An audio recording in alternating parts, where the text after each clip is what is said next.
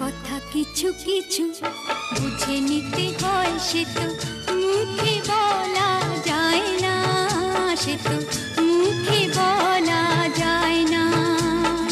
কথা কিছু কিছু বুঝে নিতে হয়, সে তো মুখে বলা যায় না, সে তো মুখে বলা যায় না।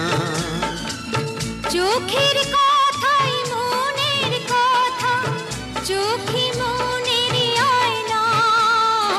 কথা কিছু কিছু বুঝে নিতে হয়, সে তো মুখে বলা যায় না, সে তো মুখে বলা যায় না।